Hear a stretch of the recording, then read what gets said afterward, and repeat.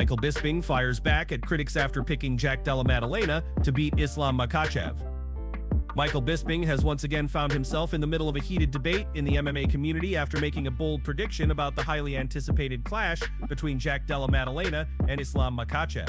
On his YouTube channel, Bisping openly explained why he favors the Australian rising star over the dominant lightweight champion, and his comments quickly sparked controversy among fans. The former middleweight champion didn't shy away from backing Maddalena, pointing out that while Makhachev is an extraordinary talent and widely regarded as one of the pound-for-pound best fighters in the world, people are underestimating what Maddalena brings to the cage. According to Bisping, his prediction wasn't a dig at Makhachev or his accomplishments, but rather a recognition of Maddalena's momentum and the skill set that could create serious problems for the Dagestani champion. In a follow-up interview with Bloody Elbow, Bisping doubled down on his stance. He highlighted that the odds released by DraftKings make Makhachev a significant betting favorite, something Bisping finds a little disrespectful toward Maddalena. The man is on an 18-fight win streak, Bisping emphasized, and he just beat Bilal Muhammad in impressive fashion. He successfully defended every takedown attempt, showcased excellent grappling defense, and dominated a seasoned opponent.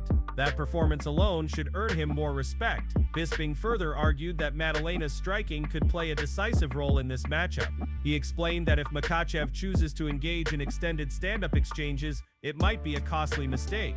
Maddalena's sharp boxing, fluid footwork, and ability to control distance give him a unique edge. Combined with his proven takedown defense and composure on the ground, Maddalena has demonstrated that he can handle the kind of grappling threats Makhachev poses. I understand why Islam is the favorite, Bisping admitted, because he's tried, tested, and arguably the greatest lightweight fighter we've ever seen. But don't be surprised if Jack Della Maddalena pulls off the upset. His boxing, his confidence, and his experience against top grapplers make him a live threat in this fight.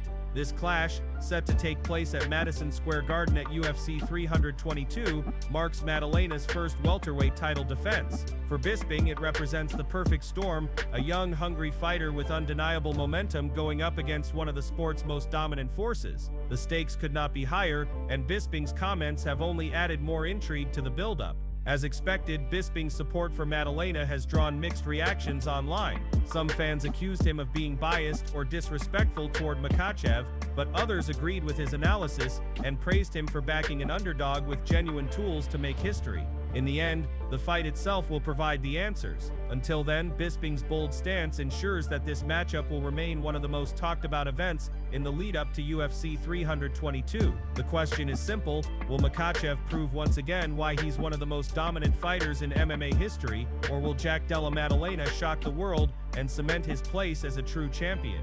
Move on to another news. Robert Whittaker calls out Dricus du Plessis and sets the record straight on Caio Borralho. The middleweight division in the UFC continues to evolve rapidly, with new opportunities and rivalries constantly reshaping the landscape. One of the latest storylines comes from former UFC champion Robert Whittaker, who has publicly called out Dricus du Plessis, while also addressing his supposed conflict with Caio Borralho. Just weeks after du Plessis suffered a crushing loss to Khamzat Chimaev, the middleweight title picture has shifted once again.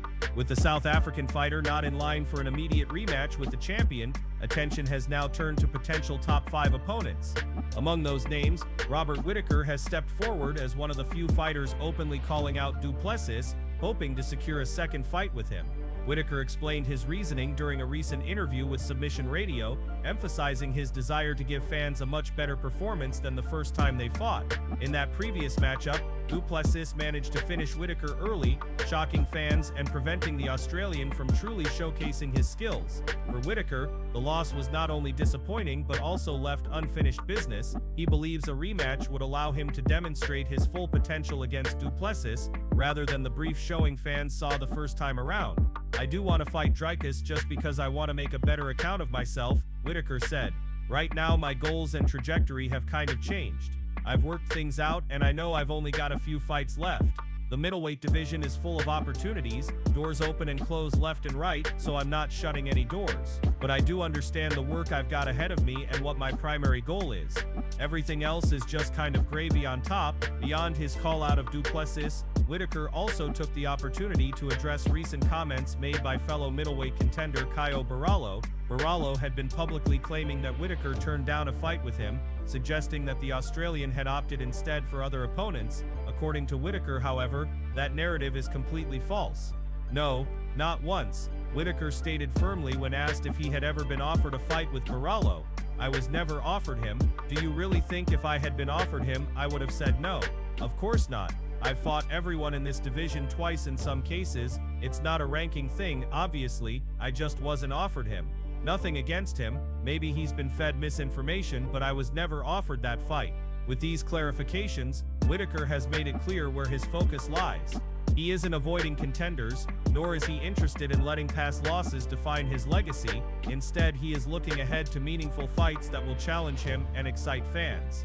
His call-out of Du Plessis signals a potential rematch that could reignite their rivalry and give Whittaker the chance to prove why he remains one of the most respected and dangerous fighters in the middleweight division. Meanwhile, his comments about Barallo put to rest any speculation about ducking opponents. As the division continues to shift, Whittaker's determination to stay active and seek redemption fights ensures that his name will remain a major factor in the UFC's middleweight storyline for the foreseeable future. Move on to another news. Khamzat Chimaev refuses to defend his UFC championship. What really happened?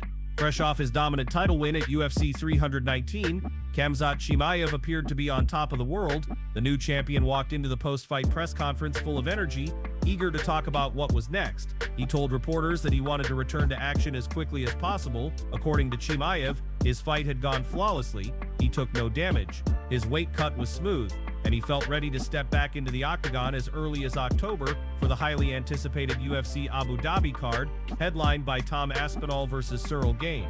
UFC President Dana White immediately backed up Chimaev's statement during that same press conference. White was enthusiastic about the idea and said he loved the plan of bringing the champion to Abu Dhabi for what could have been the perfect homecoming fight. At that moment, everything seemed aligned for Chimaev's first title defense. However, the excitement didn't last long. Within just a few days, most of the top middleweight contenders were booked for other fights, leaving Chimaev without an opponent for October. That's when things began to take a surprising turn.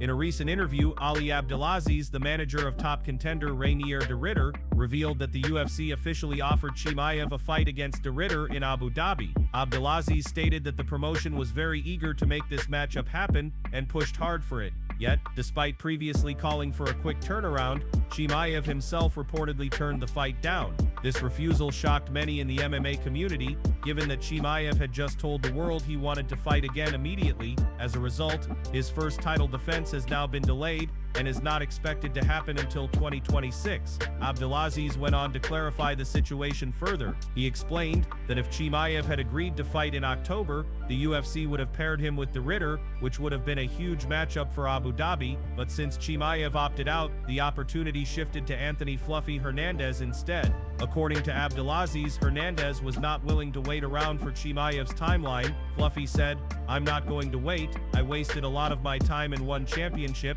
and now I want to stay active. I want to keep improving, keep making money, and keep fighting."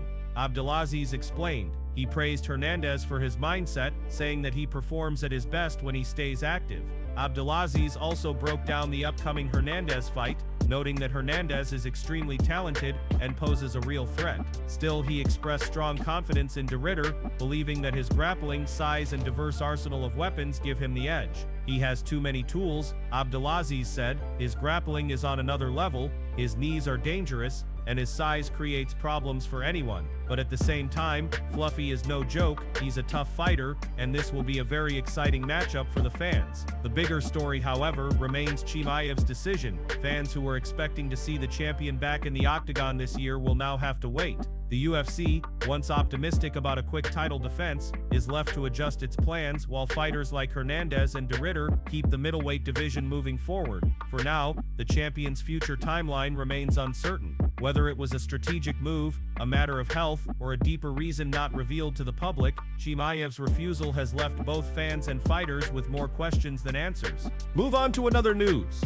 Dana White reveals shocking details about UFC's White House event. Dana White has just revealed some jaw-dropping details about the UFC's upcoming White House event scheduled for July 4th, and it turns out that the level of involvement from White House officials is far greater than anyone expected. While fans assumed this historic event would carry the usual UFC flair and Dana's signature control, the reality is that government officials are playing a massive role behind the scenes to ensure the event aligns perfectly with the White House's standards. According to Dana, officials are overseeing almost every detail, from staging and setup to the tiniest broadcast adjustments. This means decisions such as the exact placement of the octagon on the White House lawn, the configuration of VIP seating, camera positions, lighting setups, and broadcast angles are all being dictated in collaboration with the White House team. The level of precision is enormous, as they want the event to fit seamlessly into the official July 4th program. Timing and scheduling are also under strict control, ensuring the fights are aligned with the larger patriotic celebrations of the day. Security is another critical area where the White House is taking no chances. The Secret Service is working hand in hand with UFC security to create multiple layers of protection for fighters, staff, and media. Restricted areas will be heavily monitored, and access is being tightly regulated. With an event of this magnitude taking place on one of the most secure pieces of land in the world, it's no surprise that the standards are at the highest level. Presentation and branding are also a major focus. The White House has set firm rules on what flags, decorations, and logos are permitted. The UFC has had to adjust some of its usual branding to meet these requirements, ensuring that the presentation maintains the event's patriotic theme while still reflecting the UFC's identity. There is even the possibility of small ceremonial tweaks to align with the venue's prestige. While the fights themselves will follow standard UFC rules, the overall production will be adapted to create a once-in-a-lifetime spectacle that balances tradition with entertainment. Dana White admitted that this balancing act is no small task. On one hand, the UFC needs to deliver the electrifying fight action fans expect. On the other, the organization must respect the rules and expectations of the White House. The result, however, is shaping up to be something unprecedented. A high-stakes fusion of mixed martial arts, national pride, and history. As for the fighters expected to compete on this historic card, names like Michael Chandler, Sean Strickland, and Sean O'Malley are already being floated. Jon Jones has also shown interest, although Dana has been less than optimistic about his involvement given recent tensions. Still, with such a massive stage, fans can expect a star-studded lineup.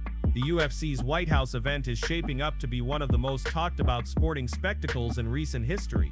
It's not just a fight card, it's an intersection of sports, politics, and entertainment on America's biggest holiday.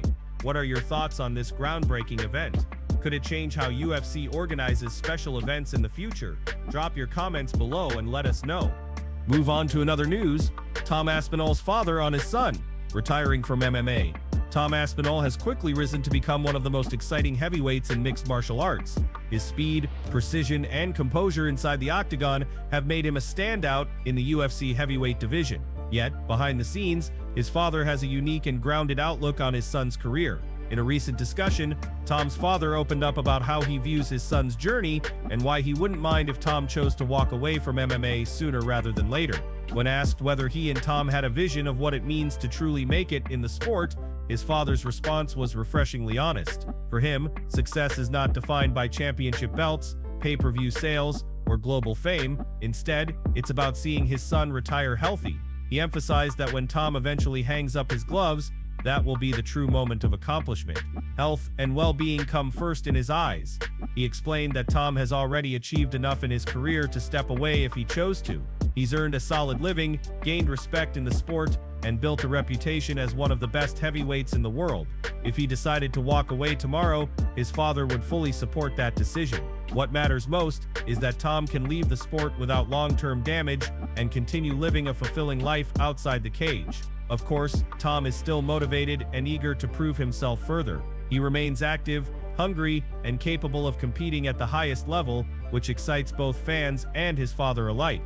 His father noted that he is still physically strong and able to keep training alongside Tom, which allows them to continue this journey together. But he made it clear that the moment Tom feels ready to stop, there will be no resistance from him. For Tom's father, the bond they share extends beyond MMA. Fighting has been a meaningful part of their lives, but it is not the only thing that defines their relationship. If Tom were to retire tomorrow, his father sees no problem in shifting focus toward new ventures together. He highlighted how Tom has 3 young children and countless opportunities ahead of him. From spending more time with family to pursuing other passions, there is a wide world waiting beyond the octagon. In many ways, his father's comments reflect the often overlooked human side of combat sports. Fans see the knockouts, the victories, and the championship aspirations, but family members see the risks, the sacrifices, and the toll it can take on an athlete's body. Tom's father embodies the perspective of a parent who values his son's health and happiness far above fame or fortune.